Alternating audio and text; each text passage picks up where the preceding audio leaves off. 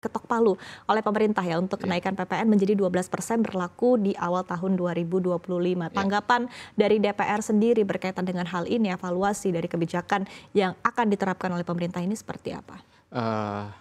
Saya perlu menjelaskan bahwa pernah ada pertemuan yaitu pimpinan DPR yang dipimpin oleh Bapak Sufmi Dasko dengan Bapak Presiden Prabowo, hadir juga Bapak Wakil Ketua DPR Bapak Adis Kadir, saya Ketua Komisi 11 dengan Wakil Ketua Komisi 11, juga ada Ketua Komisi 3 Pak Habibur Rahman, dan kemudian ada Wakil Ketua Komisi 12 yaitu Bapak Bambang Haryadi. Di sana Presiden memberikan banyak arahan dalam sebuah diskusi pertemuan itu. Bapak Presiden menyampaikan bahwa yang naik 12% itu adalah selected item. Selected item pada barang mewah yang selama ini sudah ada pajak penjualan barang mewah. Baik itu dalam rangka impor maupun dalam rangka penjualan di dalam negeri. Nah, itu arahan Bapak Presiden jelas, sangat jelas dan clear.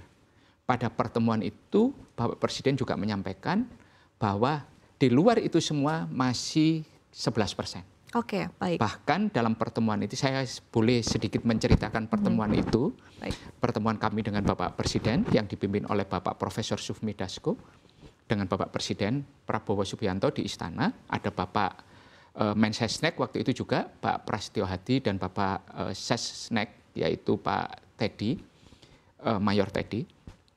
Jelas arahan Bapak Presiden bahwa PPN akan berlaku multi tarif. Ada tarif 11% yang berlaku umum saat ini dan pemerintah akan menaikkan 12% selected item. Ini dalam rangka apa? Dalam rangka bahwa Bapak Presiden sebagai presiden terpilih harus menjalankan undang-undang. Ya. Siapapun yang membuat undang-undang itu. Ya. Karena dalam sumpah jabatan presiden, presiden harus menjalankan konstitusi dan undang-undang seluruh-seluruhnya. Ya. Bapak Presiden mengerti sangat dalam situasi saat ini, apa yang dirasakan oleh masyarakat. Penurunan daya beli, situasi usaha yang sedang mengalami gejolak naik turun, Bapak Presiden sangat tahu. Ya. Bapak Presiden juga sangat tahu bahwa kebutuhan keuangan negara itu seperti apa. Ya. Maka Bapak Presiden sebagai seorang presiden yang harus menjalankan undang-undang, maka undang-undang itu dijalankan.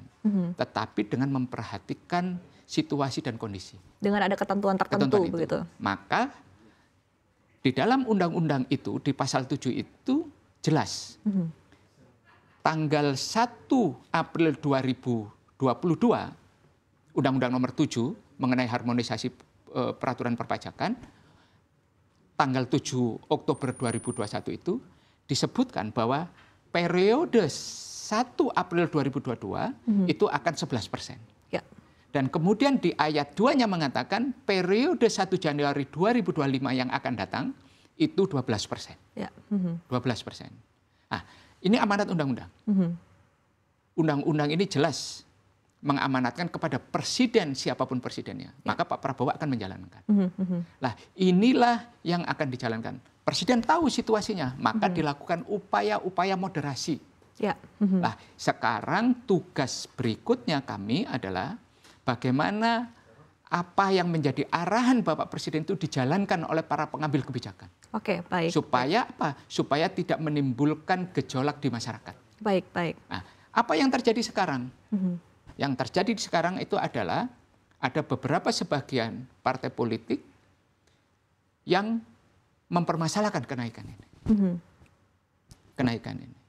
Padahal kalau kami dari Partai Golkar jelas kami memberikan masukan-masukan yang substantif pada saat undang-undang itu dibahas. Ya, baik. Tetapi begitu undang-undang ini menjadi undang-undang, tugas kita untuk menjalankan. Oke, ya, betul. Gitu.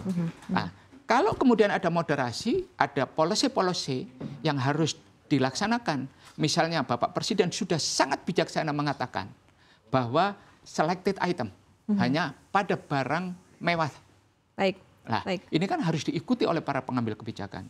Jangan sampai kemudian ini tidak dilaksanakan. Baik. Tapi yang ditetapkan oleh pemerintah begitu, memang kita mendengar di awal tadi seperti yang Anda sampaikan bahwa ini memang ditujukan untuk beberapa barang saja, barang tertentu yang masuk ke dalam kategori barang mewah begitu. Tapi ketika ditetapkan oleh pemerintah, kita melihat rupanya yang terjadi, yang ditetapkan adalah lebih banyak daripada perkiraan di awal begitu. Nah, ini seperti apa?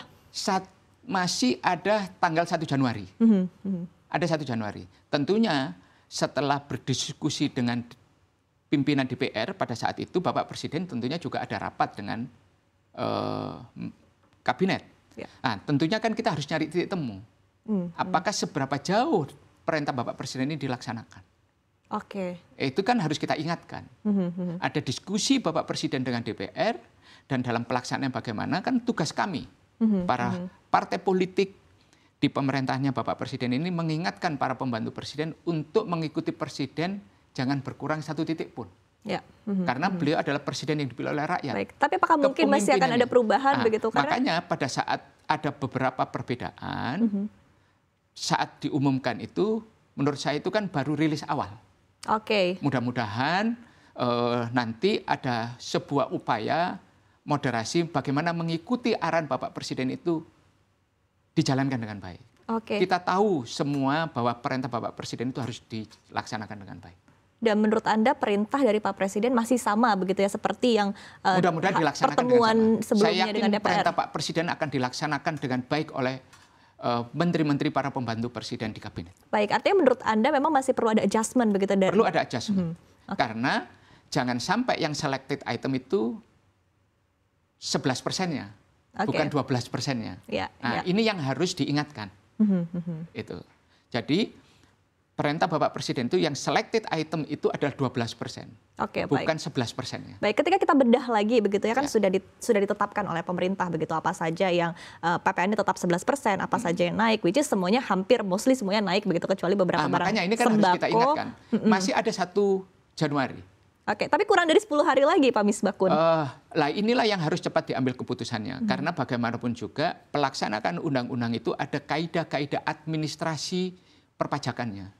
Harus ada proses bagaimana para wajib pajak, para pembayar pajak itu bisa memahami secara sistem administrasinya.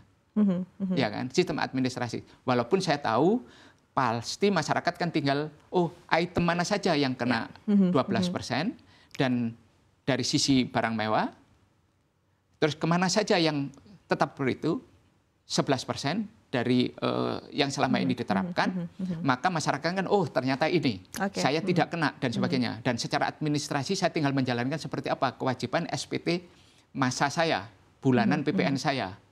Dan mereka tentu harus tahu itu di awal. Jangan sampai kemudian waktu yang tersisa ini, kemudian yang ada polemik, bukan sebuah kepastian.